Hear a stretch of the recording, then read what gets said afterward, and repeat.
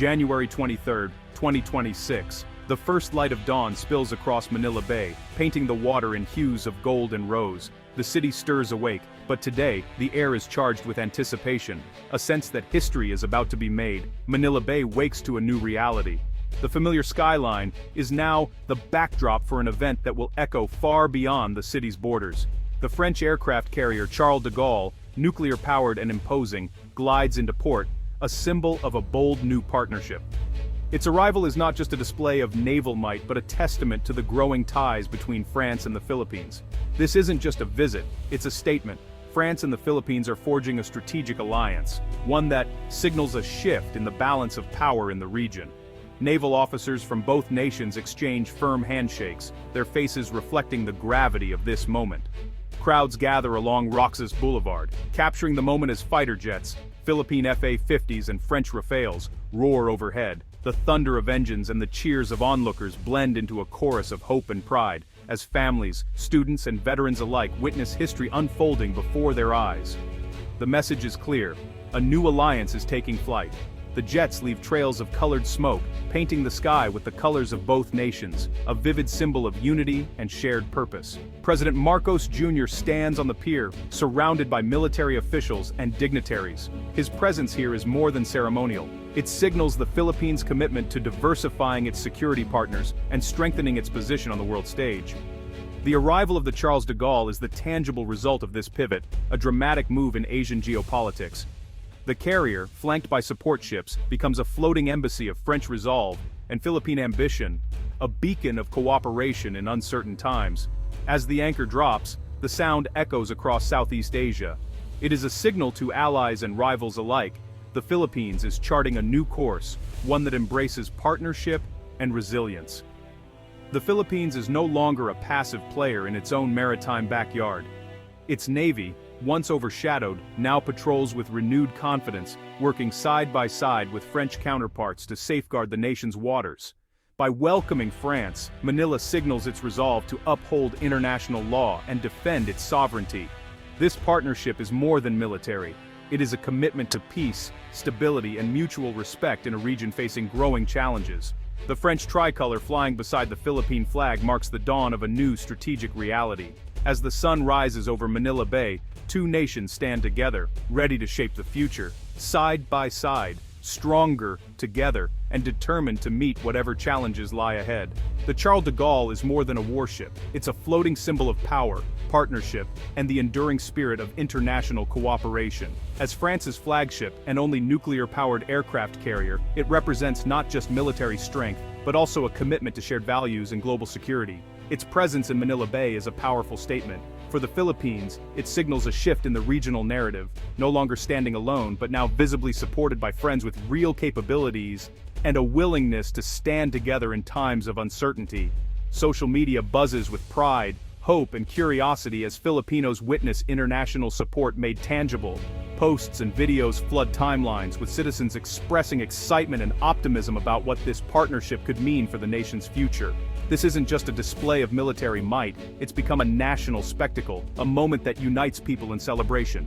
For many, it marks a turning point in public confidence, inspiring a renewed sense of security and belonging on the world stage. Welcoming a French carrier into the storied waters of Manila Bay writes a new chapter in Philippine history. One that's about strategic diversification, forging new alliances, and embracing a future where the country is an active player in regional affairs. The goal isn't to replace old allies, but to build a resilient network, a constellation of partnerships that can uphold a stable, rules-based regional order and ensure peace for generations to come. France's decision to send its sole nuclear carrier, a crown jewel of its navy, underscores just how important this partnership is. It's a gesture of trust, respect, and a shared vision for a secure Indo-Pacific. The message is clear: France is investing its best in the Philippines and the region, signaling a new era of cooperation, mutual respect, and hope for a brighter, more secure future. Why is France so invested in the Philippines? At first glance, it might seem surprising that a European nation would be so deeply involved in Southeast Asian affairs, but France's interest in the region is rooted in both history and geography, and its engagement is only growing stronger. France is not just a European country, it's also an Indo-Pacific nation thanks to its overseas territories scattered across the Indian and Pacific Oceans. These territories, like French Polynesia and New Caledonia, are home to hundreds of thousands of French citizens, making the region a core part of France's national identity and strategic interests. With a vast exclusive economic zone in the Pacific and over 1.6 million citizens living in the Indo-Pacific, France has a direct stake in the region's peace and prosperity. Any instability here could impact French communities, economic interests, and even global trade routes that pass through these waters. That's why France has developed a comprehensive Indo-Pacific strategy. It's not just about projecting power, but about promoting a multipolar rules-based order. France offers countries like the Philippines a valuable alternative.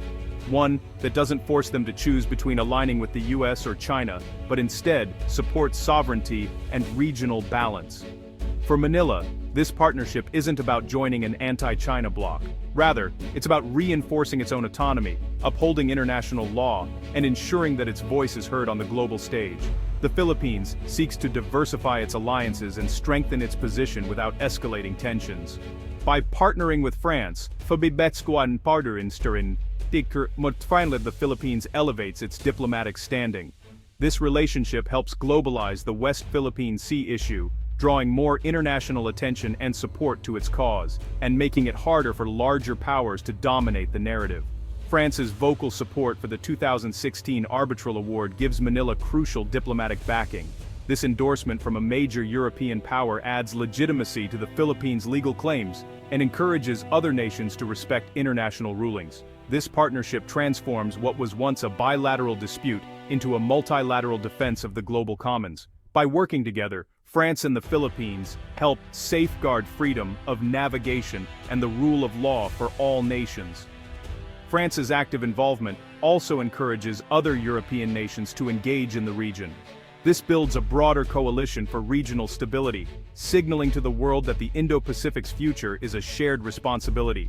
The result is a more resilient security architecture for the Philippines, one that is supported by a network of partners, ready to respond to challenges and uphold peace in the region. The Defense Pact is more than symbolism, it's about real capabilities. Regular joint exercises will focus on advanced scenarios, anti-submarine warfare, maritime awareness, amphibious operations. Intelligence sharing is key. France's satellites and surveillance aircraft will give the Philippines real-time data on maritime threats. Joint patrols in the West Philippine Sea will send a clear message: freedom of navigation is non-negotiable. Filipino sailors will no longer face threats alone. Each exercise, each patrol, builds skills and resolve.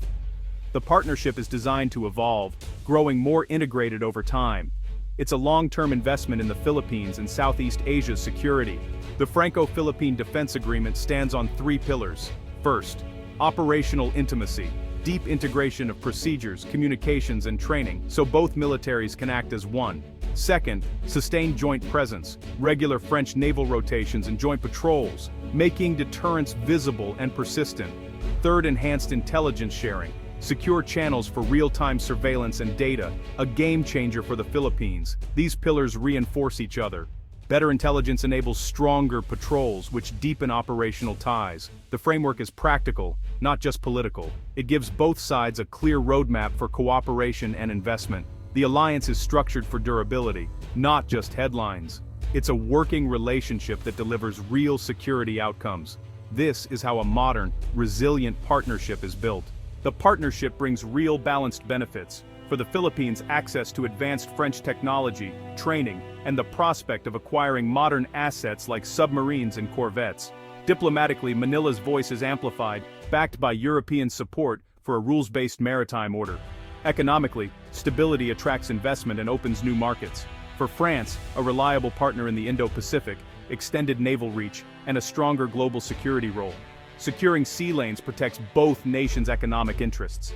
The agreement paves the way for broader economic cooperation, from energy to infrastructure. This is strategic alignment, not dependency, mutual respect and shared objectives. The result? A win-win scenario that strengthens both nations and the region. The pact drew swift reactions. China voiced disapproval, calling for outsiders to avoid stoking tensions, while state media framed it as Western interference. The US, Japan, and Australia welcomed France's engagement, seeing it as a boost to regional deterrence. Within ASEAN, responses were mixed. Vietnam quietly applauded, while others worried about increased militarization. The alliance highlights ASEAN's internal strains amid great power competition. Globally, the pact signals Europe's growing security role in the Indo-Pacific.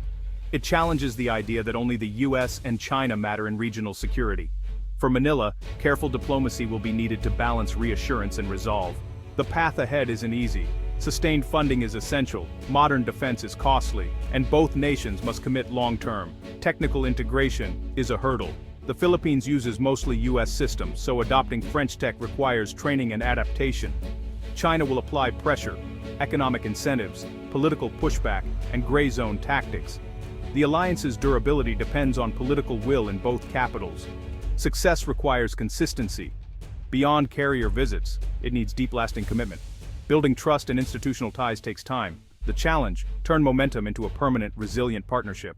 The Charles de Gaulle's arrival marks a hopeful new chapter for the Philippines and the Indo-Pacific. This partnership is a declaration of agency, a move to shape the nation's destiny, not just react to others. By aligning with France, the Philippines builds a future where sovereignty and maritime rights are protected by law and collective resolve.